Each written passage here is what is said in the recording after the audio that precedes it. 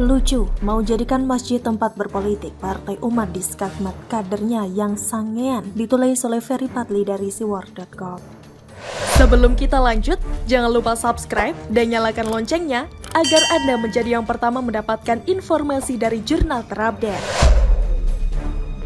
Saat partai lain berusaha untuk menghindari politik identitas karena dianggap membahayakan, Partai Umat malah sebaliknya dengan lantang mengatakan kami adalah politik identitas.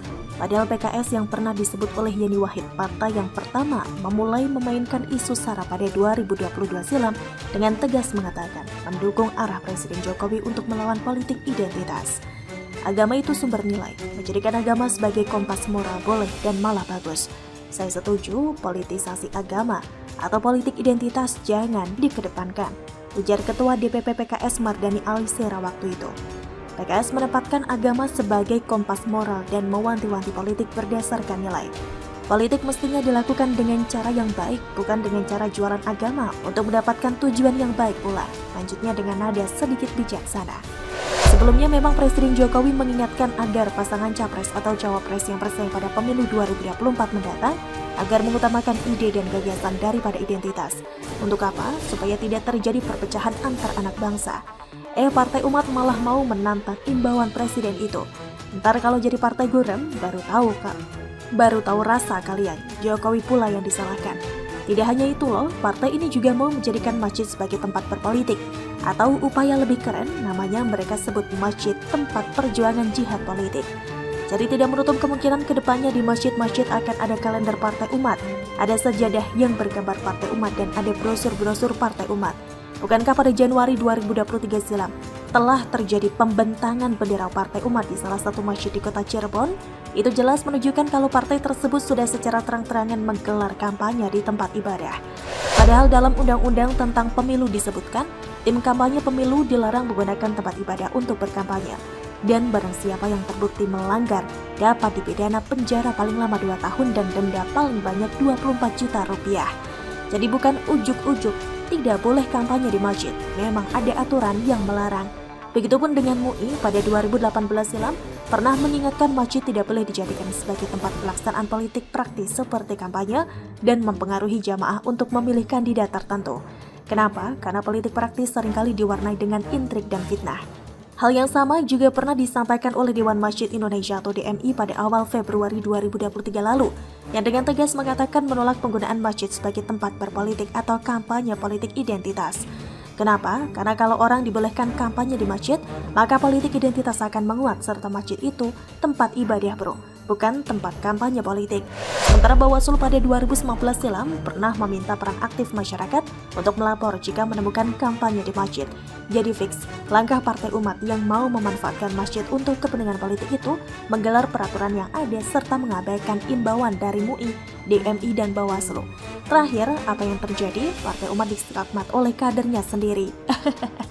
Sebagaimana kita ketahui bahwa supaya kampanye di masjid itu bisa dipercaya oleh jamaah, maka yang kampanye harus punya rekam jejak yang baik.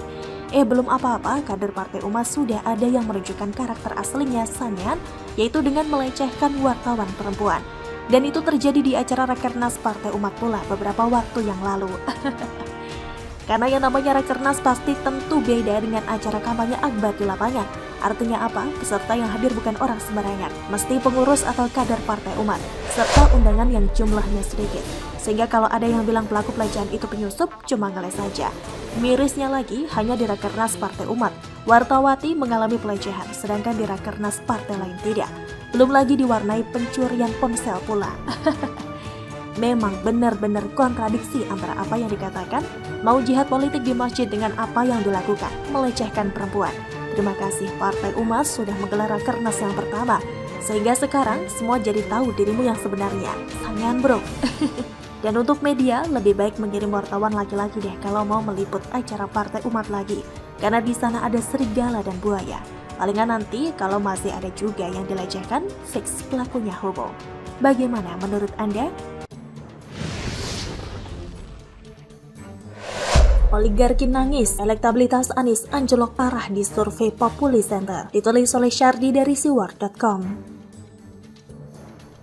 Sebelum kita lanjut, jangan lupa subscribe dan nyalakan loncengnya agar Anda menjadi yang pertama mendapatkan informasi dari jurnal terupdate. Lembaga survei Populi Center ikut merilis hasil survei terkait elektabilitas Capres di 2024. Hasilnya, komposisi klasemen masih sama. Ganjar Pranowo meraih posisi teratas, angka 19,8%, sedangkan Prabowo Subianto mendapatkan angka 17,1% dan Anies Baswedan menyusul dengan angka 10,8%.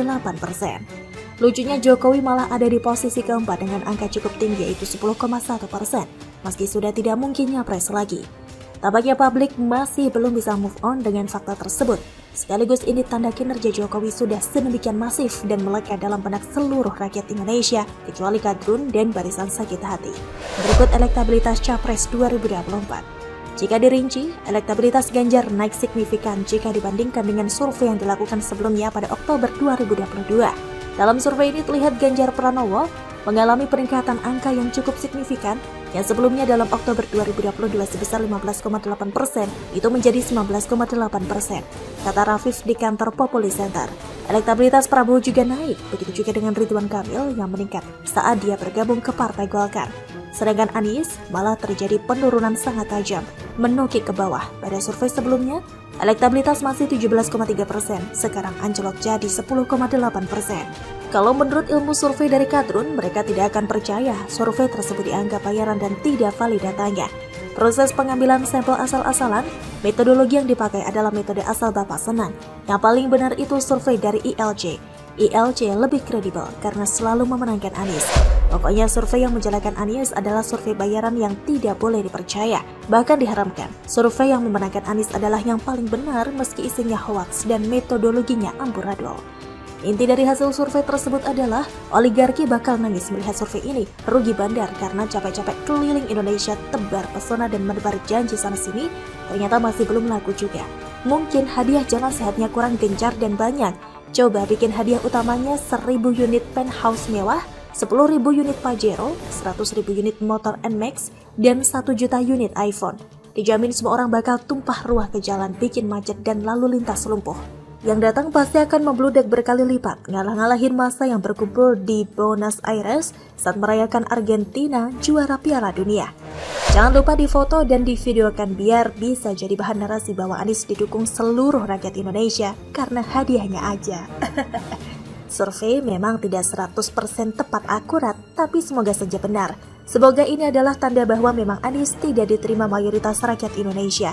Dia berhubungan baik dengan Habib Rizik. Ini cukup jadi alarm buat Indonesia. Belum lagi isu utang yang katanya bukan utang. Sebuah pertaruhan yang mengerikan. Tidak ada kepastian bakal menang pilkada, tapi nekat berurusan dengan uang 50 miliar rupiah.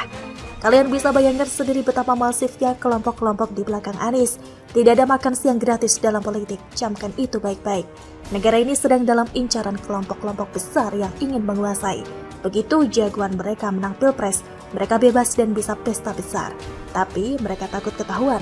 Mereka tidak ingin diketahui, mereka ingin jagoannya dipersepsikan bersih dan tidak ada yang menunggangi.